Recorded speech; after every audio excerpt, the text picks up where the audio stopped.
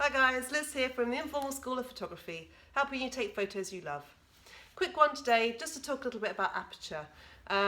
Aperture is one of those scary, jargony terms that you hear in photography when you're first starting out and you think, oh my goodness me, what is this all about? I'm here to try and help you by explaining it in the easiest and the most concise way I can. So let's start by talking about aperture. Aperture is simply the size of the hole that's in your lens. So you have your camera, you have your lens, you have your camera body, and in your lens you have a hole. And that hole, you can control the size of it. And obviously the hole is what controls how much light comes into the camera. So the light comes through the lens, into your camera body, hits the sensor and records an image. Now, if that hole is a large hole, it makes sense that you're going to get a lot of light. And if the hole is a smaller hole, you get less light. So you're controlling the exposure of your image. And exposure is just a fancy way of saying how light or how dark it is. So aperture, let's just see if we can have a look at the hole. I think it's easier if we always just try and do things practically. I'm going to just show you the lens. So you can have a look. There's the hole there in the lens. That's my aperture. And if you can see around the side, there's a kind of load of blades.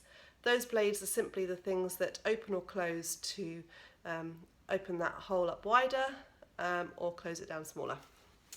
So why is aperture important?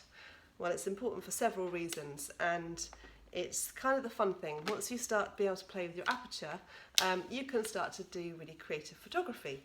Now, the reason for this is that the effect, as I talked about, the effect of aperture, the size of the hole in the lens, is how much light is let in and how bright or how dark your image is. However, there's a side effect, and that's the fun bit. And the side effect is that it also controls your depth of field. Like, don't worry, this is getting technical. Stay with me, it's not as bad as it seems. I'm going to do another video all about depth of field, so you can check that one out. So we're going to take it in bite-sized chunks. So what is depth of field? In a nutshell, depth of field is simply how much of a scene from the front to the back, how much of it's in focus. And I like to think of this as if you to have say you were to take a photograph of me sat here with the wallpaper and the sofa and the cat is just here, hopefully she's not purring too loudly. If you were to take a photograph of this scene, if you can imagine it like a loaf of bread and you have a sliced loaf of bread, your depth of field is simply how many of those slices of bread are in focus from the front all the way to the back.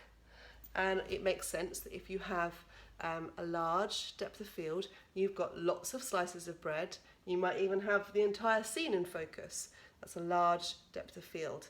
If you've got a shallow depth of field, it also makes sense that you only have a few slices of bread, so a few segments of your image or your scene in focus.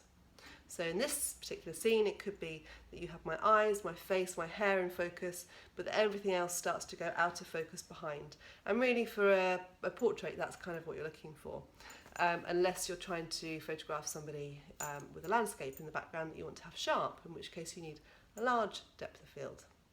So just to recap, depth of field, how much is in focus, aperture, size of the hole in the lens. The aperture is expressed in your camera as a setting called an f-stop. Okay, so when you turn your camera on, you'll see a load of numbers and you're probably wondering what they're all about. Well, we're going to explain each of those numbers, don't worry, but not in this video. Don't worry, I'm not going to overload you today. But if you see a number with an F in front, and I shall show you mine here, that's F2.8. Did you see it? I didn't really point to it, did I? It's gone off now. It's just there. And any number with an F in front of it, you know, is controlling your aperture. So you know that if you start to change that aperture, you start to change that F number, then you are then starting to dictate to your camera how much of your scene is going to be in focus or out of focus, and potentially how bright or how dark your picture is. And that's it. So please do check out my videos. I've got a series of videos coming up on all the kind of basic stuff. I'm going to try and give you a whistle-stop tour and try and get you up to speed nice and quickly. I run courses, photography courses in Windsor at the Informal School of Photography. I'd love to see you on a course soon. Please check out my website, www.informalphotoschool.com. I'm also on Facebook at Informal Photo School. And if you have any questions or anything that you want to comment on, please do put it on below, and I hope to see you soon.